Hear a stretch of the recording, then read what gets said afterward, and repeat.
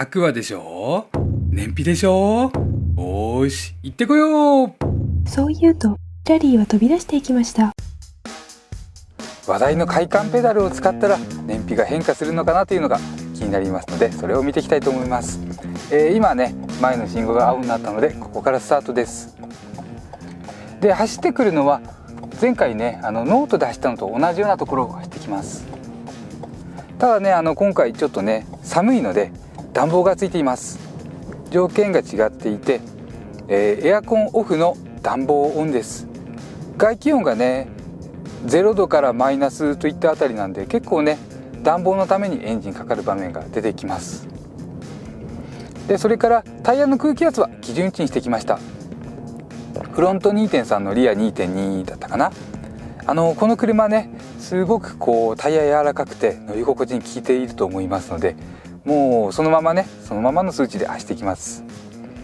で、それからあと快感ペダルなんですけれども、これパワーモードにした時に機能をして、ノーマルモードとエコモードは機能しないみたいです。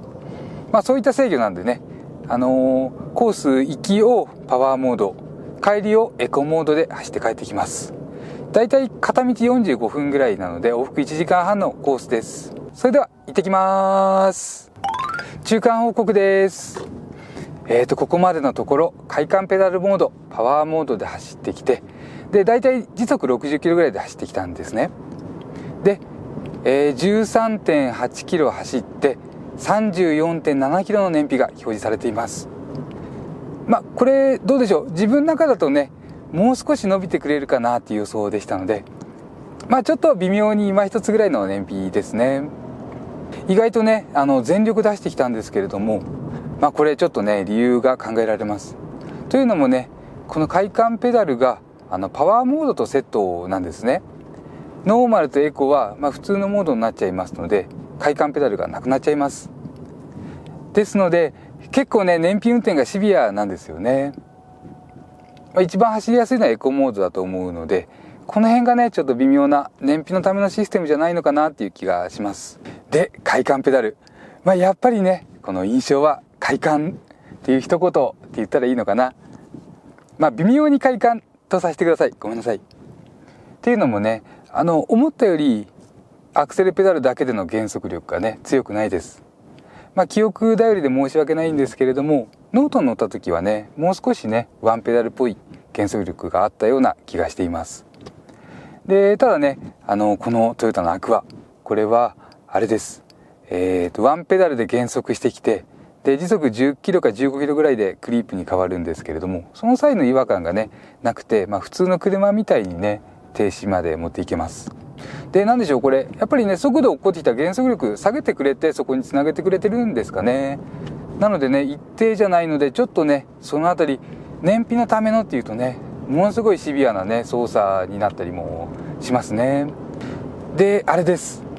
ちょっと話したいのがその快感ペダルという言葉なんですね。自分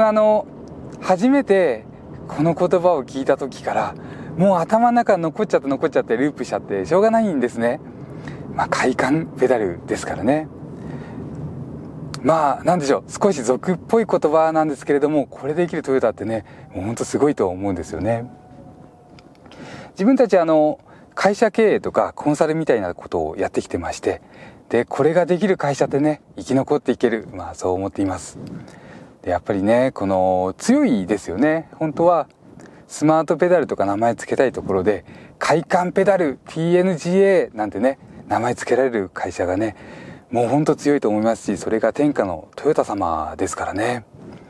もうね本当は自分たちみたいなね弱小零細みたいなところが本気でそういうところに取り組まなきゃいけないのにかっこつけてばかりいて、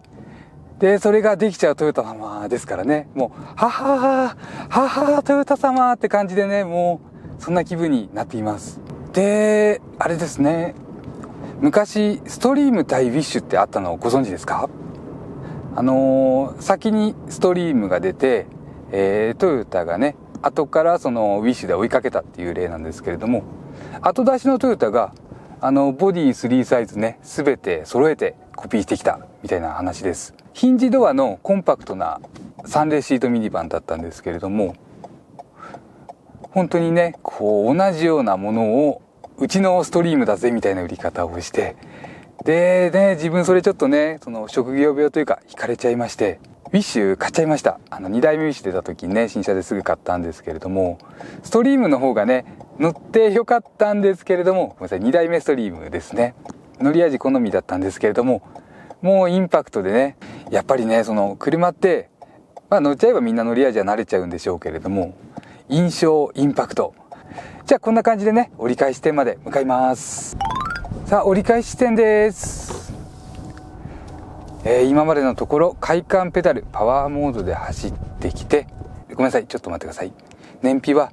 19.1 キロ走って35キロの燃費でした。最後ね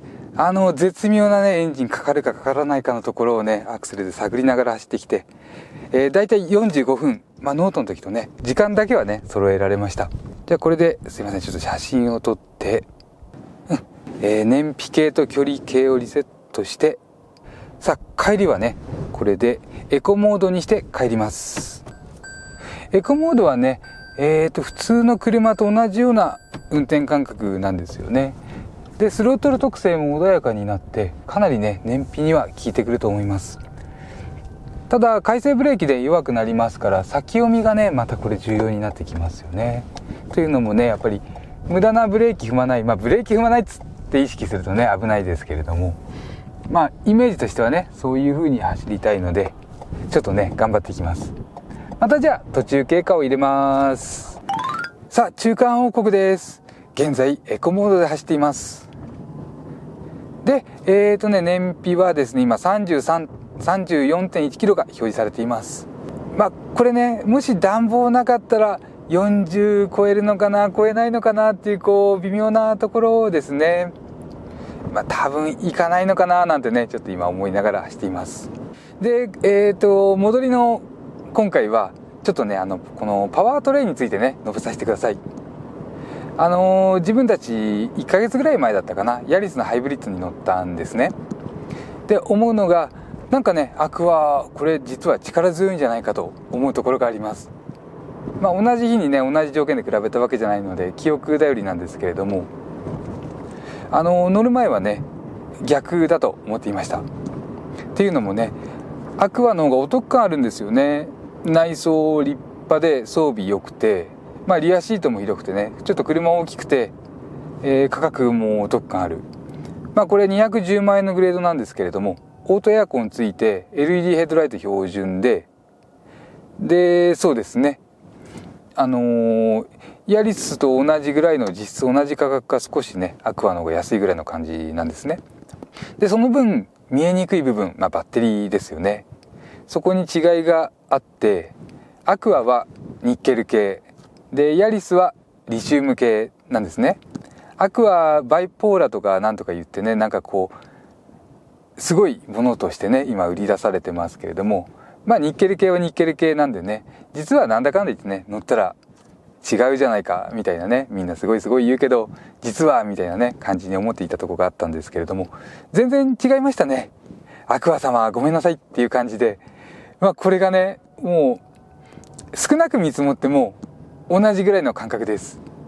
全然ね悪いということないですし、むしろねバッテリーエンジン停止して走れる領域で力強さを感じたりする場面もありますね。なのでいっぱい一気に電気をくれて、あれかな、充電効率も全然悪くないのかな、そんな印象に変わりました。ただねちょっと暖房を使ってるとね時速45くらいからねエンジンかかる頻度もね上がってるようにも感じられたりして、すいませんこの辺りね暖房を使わない時期にもう一回乗って評価させていただきたいと思っています。じゃあこれで、ゴール地点まで向かいます。さあゴールです。さあエコモードで走ってきたの燃費はですね 19.2 キロ走って 35.6 でした。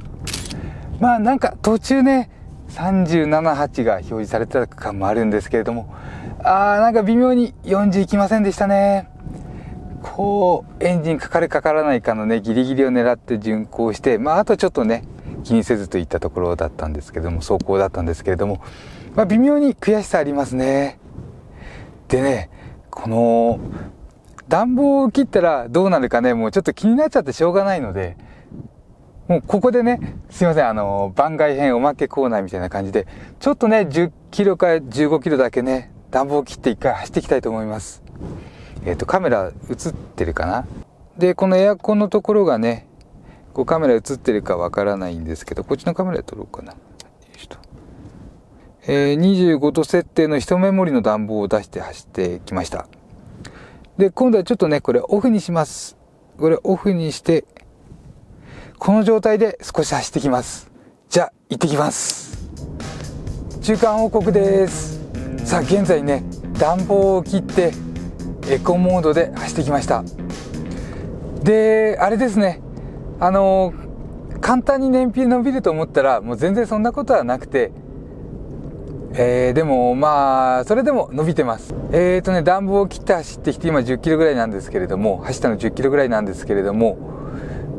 燃費計は35から40キロの間をうろちょろするような感じですね。結構じゃない、ごめんなさい。たまにね40キロ超えるんですけれども、まあ40キロ超えた領域をキープするのはね、もう全然楽じゃないです。まあやっぱりバッテリーをどこで使うかっていうの次第でしょうかね。まあ、暖房を切って少し伸びたくらいが適切かな。で、すいません、ちょっとね、さっきので微妙に訂正させていただきたい部分がございまして、ヤリスと比べた時のバッテリーの強さの部分なんですね。で、まあ同じぐらいか、もしかしたらね、こっちも方がいいかもしれないなんてことを言っちゃったんですけれども、なんか50キロから60キロの間ぐらいで走ってる時に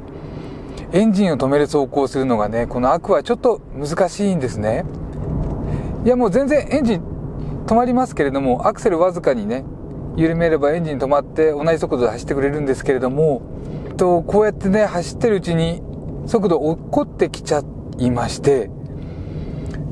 で40キロ台になったらしょうがないからアクセル踏んで、まあエンジンかかりますよね。